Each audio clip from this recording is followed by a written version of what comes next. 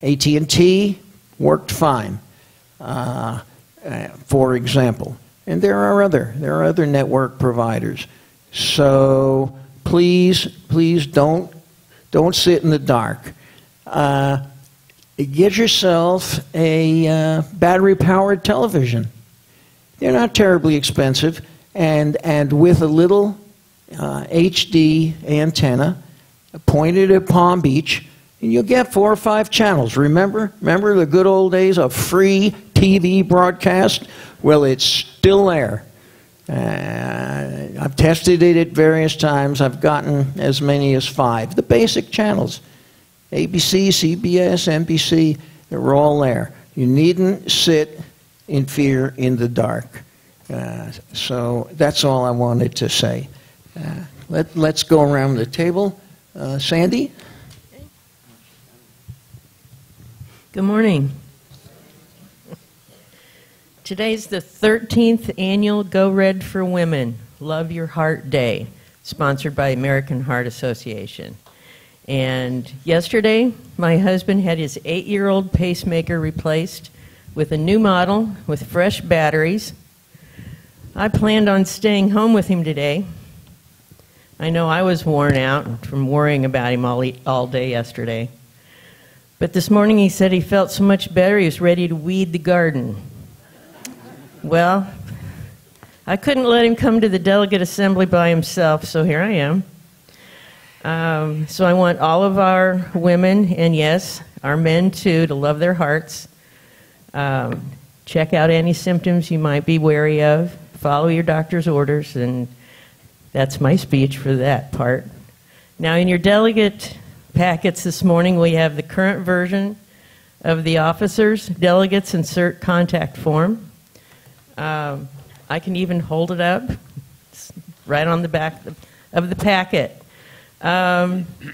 This is because Mary, and you know who you are, keeps asking me why I don't carry around some extra ones.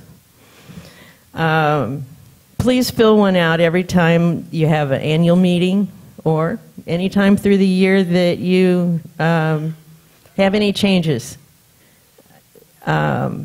Remember, the form needs your association's seal and return it to the UCO office.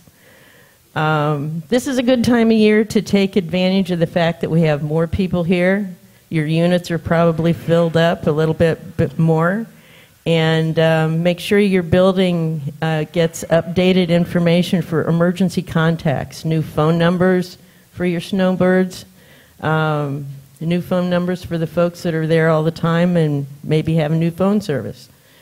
If you have any questions, you can call me at the office. My extension is 102. And any questions, give me a phone call. That's it. Thank you. Thank you. Who's missing? Okay, Barbara. Good morning, everybody. I want to talk about Atlantic Broadband. Some of you have gone and signed up. Some of you are going to go and sign up. But I don't know if everybody knows, because those who went to sign up might not. I was in touch with Danny Gonzalez. He's running the event at the Temple.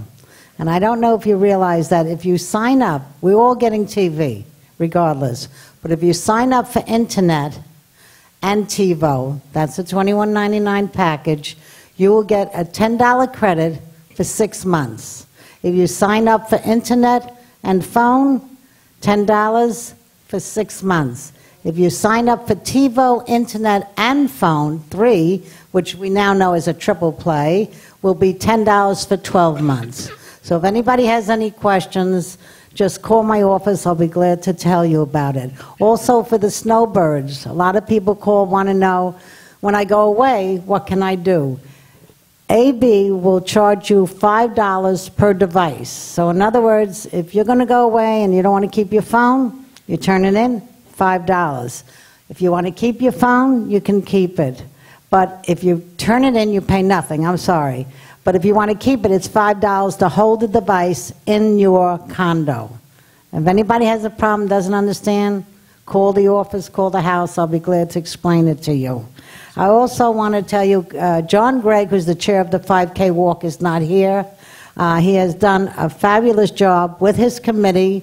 They've been out in the lobby on days of when they have shows, during the week 1 to 3. The donation we're asking is $15. It is going to the new mental health building that is going to be for the veterans here in West Palm Beach, which includes many of our people who live here in West Palm Beach. So if you haven't, you don't have to walk, you don't have to run. You can just donate and support your vets and get it shared. Thank you. Morning, everyone. Nice to see such a large contingent of our village here. The village is full. I urge everyone to please slow down, and that includes the parking lots. The local enforcement is only doing the perimeter road, but I've seen so many near accidents in parking lots, people backing out and someone racing across a parking lot. So please slow down for everyone's health and well-being. I would also like to tell you that I am the contact person at UCO for both the Fit Team Ballpark of the Palm Beaches and the Southeast Honor Flight. Although we're not directly raising money for the Southeast Honor Flight this year, there will be a big push next year. But if you have any questions or if you'd like to volunteer, please come in and see me. I'd be happy to see all of you. And the only other reminder I have is February 12th is the Candidates Forum. Please show up. We have many diverse and interesting candidates this year. Come show your support for your candidates, ask questions, get to know the people who are running for office at UCO. Thank you.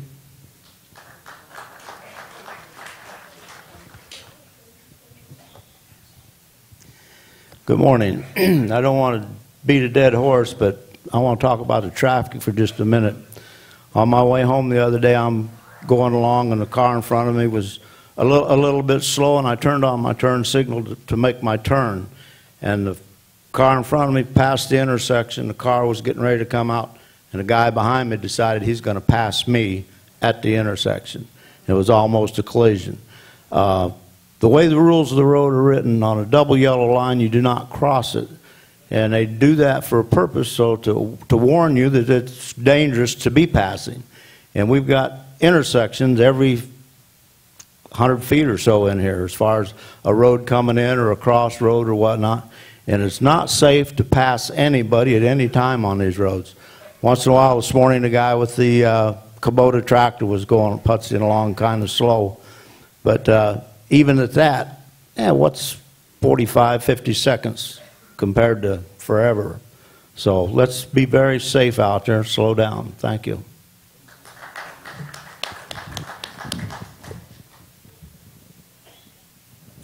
Good morning. I have a few issues. Safety is extremely important to us at UCO and to the residents, and more people are walking in the street where the cars are going by.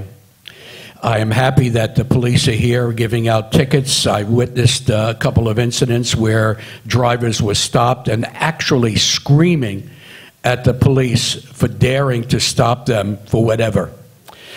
But there are people walking in the street, and when you come up to them and you beep the horn and kind of wave to them to tell them to go to the side, they look at you with an arrogant expression as if you're interfering with their space. It's not a good thing, and I don't think we're going to change their attitude, but I hope that you as a driver are aware of that, so that go very slow and watch how you drive. Last meeting we had the CAM mentioned the people were cutting the trees and they were cutting down the coconuts. 2 days ago, and I'll read what it says here: do not eat chemically treated coconuts. I saw two guys collecting the coconuts and rushing to their car to store them away.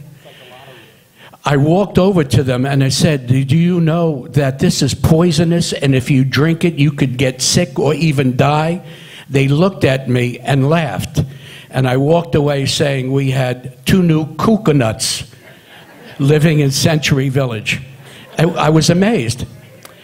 The last thing I want to say is that I've had a series of people come into my office complaining about cigar smokers. We all know that cigarette smoking is not a good idea. We know that cigar smoking is even worse. But if a person is smoking a cigar in your building and it bothers you and you feel ill because of the smoke, and your building allows smoking, you're going to have to deal with it as an internal issue. But if they're outside walking up and down the walkways, the only thing I could do is to tell you to go over to them with a smile on your face, be a good neighbor, and ask them, please don't smoke where I live because it impacts me. And hopefully they will take the hint and move on to another area where the smoking will not bother you. That's it for me today.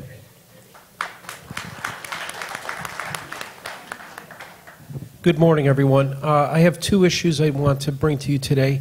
The first involves a mass mailing that went out over the past week, ostensibly under FPL Energy Services. However, if you look at the bottom of the sheet, you'll see it's from a company called Home Service USA, which is basically selling an insurance policy for underground pipes, water pipes, sewer pipes. My advice to people who have come into the office over the past week with this is to throw it in the garbage. It really does not apply to condominiums. The water company takes care of the pipes up into the meter, and beyond the meter, the condominium has insurance, and presumably the unit owners have their own policies. This would be more for a single-family home in a non-HOA or condominium community. So you might want to just tell your members when they bring these to you, just throw them in the garbage. It's useless. The second thing is, of course, garbage. I'm getting quite a few complaints about missed pickups, which is not uncommon this time of year, and there are a lot of reasons for that. In some cases, the contractor can't access the dumpsters because the cars are parked too close to them. In one case, a moped was parked in front of them. And in some cases, it's just worker error. What I ask is that rather than get aggravated about this, just send me a quick email at yucogarbage@gmail.com. I do keep a log of these things, and for the most part, we get, if I know about it and can relay it to the contractor, you'll get service the following day. You'll see me tapping away on my phone while we're having this meeting. That's me sending messages out to the garbage company, Waste Pro, just from what you guys told me today. So if you just keep me apprised, it's as easy as a text message. So I'll take care of it for you. All right? That's all I got for today. Thank you. Sure, come on up, honey. Come up so we can hear you, honey.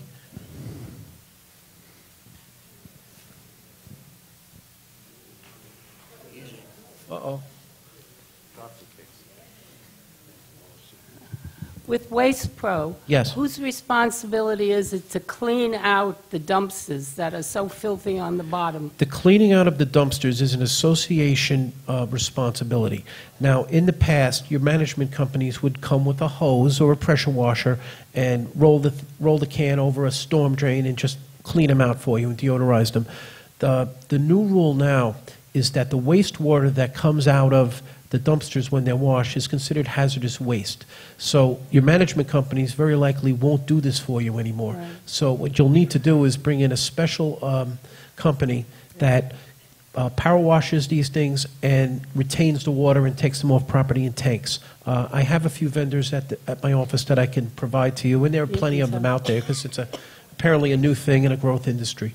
So that's where you're at with that. Also, the areas around your dumpsters, if stuff spills out at the time of collection, it is the driver's or the driver's assistant's responsibility to clean that up. They don't always do it, but throughout the month, it's really the association's responsibility to keep that policed up, and you'll do that through your management company. So the dumpster that's closest to our association is Yes. only our association No, responsibility? that is not the case. It's being used by other association Yeah, residents, absolutely. too. It's a very common misconception because the dumpster is on your property. It's on your Right, but on- for three buildings that use it, three what- associations. Basically, what happens here is that your association contracts directly with the county. The county provides this service, and they contract with Waste Pro. That's the contract, I contractual realize that, yeah. arrangement. You're essentially providing an easement to allow the county or Waste Pro to put the dumpster on your property. And if you don't want that, you can have it removed. But the contractor is spreading out these dumpsters for public use in a way that covers the most amounts, make it easy for everybody to throw out their garbage. Yeah. Now, I know that you're going to have a pain in the neck across the street that thinks it's funny to bring his garbage across the street to your place just because he can. And I'm sorry I say he, but it usually is a he. It's annoying, but unless he's throwing things out that are out of contract, like construction waste, something of that nature, it's really something you shouldn't confront the unit owner about. The main thing is to get the garbage in the cans. I've seen guys squaring off like old-time prize fighters over this stuff. I've seen people throw their garbage on the ground rather than to get hollered at by the people next door. It's really it's a public amenity for everyone, and when it comes to garbage, let's all try to get along. Are there different sizes? Because with the Yes, fact there that is. we have 3 associations using it, is there an even larger Yes, there is. one? There is a Yeah. formula, and I can't tell you it off my head, but it goes by unit. Each unit gets a certain amount of cubic yardage, and depending on how many units are using a particular dumpster, they'll scale the size of the dumpster. There are also cases where an association wishes that they just want to have more. They want to have more, and they'll pay for extra cubic yardage. But the understanding here is that if you pay for the extra yardage, you get a 4 cubic yard instead of a 2. You really can't sit there and guard the thing. I mean, I've had situations where unit owners or board members put a padlock on the thing, and it's just not doable. I'll go cut the lock if that happens. It's a mess. And look, these disputes happen more during peak occupancy season, so we just try to smooth it out as best we can and just try to keep the garbage under control. All right? That's Hi, a Mr. quick Gladstone. one. Talking about safety. Yeah. Too many times the buses stop up in the middle of the perimeter road, Yeah, and yeah. the cars backing up, and much too often people pass them. And there's enough swale to put really a stopping place for the bus. So just think about this. Our transportation committee is considering cutouts in certain places to alleviate that. I really don't know what the progress is on that, but I know that's something that they're batting around right now. All right? All right, folks, this is officers' report. 1 minute, It is not open floor for discussion. So let's have Olga's question, and that's enough. Everything can come back. All these things should come up under good and welfare. I'll talk to you after.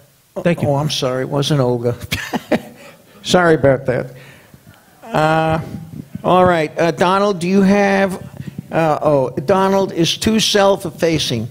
He is called to higher calling by the county. He will be installed as the garbage czar on the garbage committee of Palm Beach County, or maybe even higher than that. He's become quite an expert. It's a big problem. And considering what I eat and watch on TV, I call it poetic justice. All right. You have a person here. Who you have an event next door? No, it's not. It's going to be next month. We're planning a garbage summit, a town hall meeting. I know there's a lot of questions out there, and what I'm arranging is for after our election and our meeting next month, that one of the big rooms, either C or party room, will be a presentation by the Solid Waste Authority and by Waste Pro. And they'll answer any questions you have, and there are a lot of different ones, raccoon bars. Donuts and coffee will be served. Exactly. Niels, what is this? CAC? What?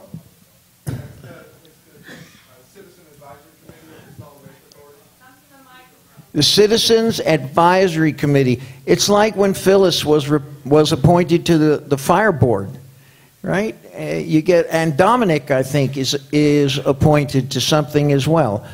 Go ahead, Niels. Niels, tell us about it. No, I think you got it.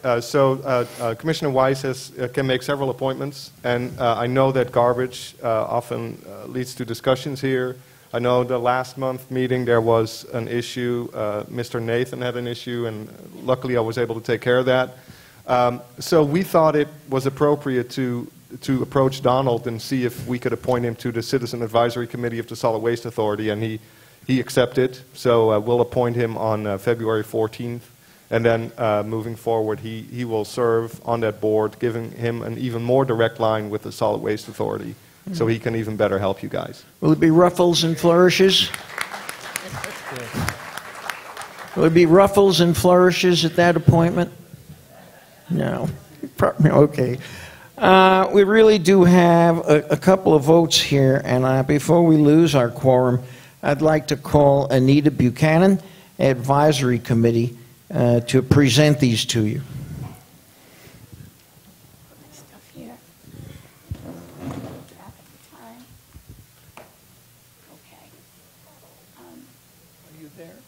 Before I start, did you all see the bylaws insert in the paper? I hope you did, and I hope you hold on to them. Don't throw them out, and bring them to the town halls. They're going to start in March. I'm going to give you the 3 dates just in case you have your calendars handy, but we will publish them in several venues so that you'll know. The first town hall is March 14th. They're all going to be in Meeting Room C in the clubhouse at 1:30. The second one will be May 16th, and the third one will be July 16th. Be a lot more information, but I just thought I'd let you know. Okay. My first order of business, the first vote we have today is on the 117 member quorum. As you know now, the quorum for winter is 141, and you surpassed it today, which is great, even in the rain.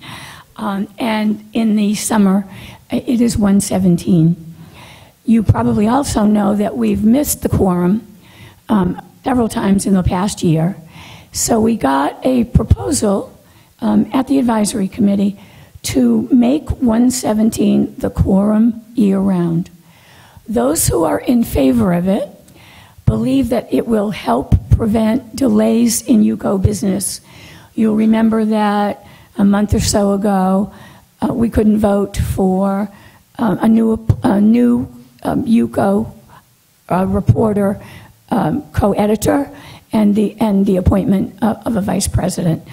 Those who are against the amendment believe that the issue of non-attending delegates at meetings should be handled in other ways, like publishing their names in the paper, not their names, their buildings, those that are not represented at the meeting. But this is, of course, going to be delegates' vote. I'm going to, I guess, David, ask you if you're ready to call for a motion so that we can open it up for discussion. Yeah, I can't make motions. We need a delegate to make a motion to change the quorum to 117 year-round. Marilyn, did you make a motion? Yes, I did. And it,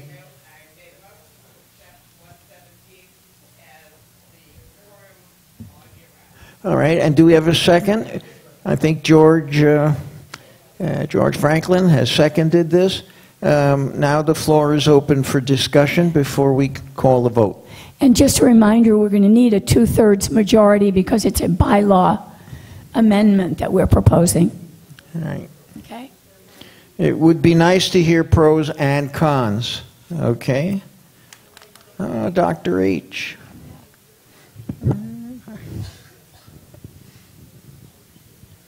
Marilyn Pomerantz from Chatham C, the president.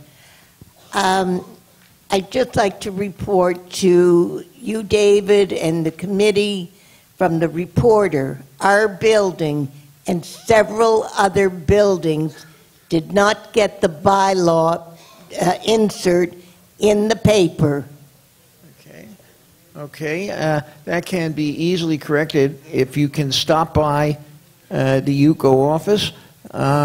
We have a few hundred of them, and you can pick up enough for your building. Now, do we have any actual comments on the motion on the floor? That would be nice. Yes, Dr. H., please. Richard Handelsman, Plymouth 5. This is more a quibble. The proposed bylaw says the presence in person, and it's about the in person. How is that determined? If you look at the back side of the first page you got, under attendance, the last sentence says, delegates must be signed in to count toward quorum. I would simply suggest we think about the in-person making it signed in or registered. All right, but the motion didn't use that language. I mean, Marilyn was pretty, she pared it down, very simple. She just said she is moving for changing of the quorum to 117 year-round.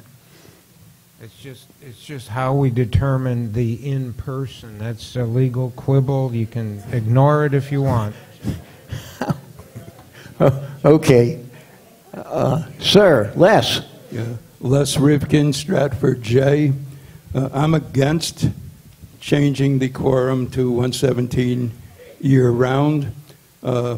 This would let us have a majority of 59 delegates making all the decisions for some 14,000 residents and 309 associations. And I think that puts too much power into too small a group of people. Herb. I hope you can, well, yeah, you should be able to hear me. Les, were you done? Were you done? Okay, go ahead, Herb. The 117. For many years, we've been talking about the snowbirds having their say in season, and we tried to make sure that the snowbirds, things that pertain to the village,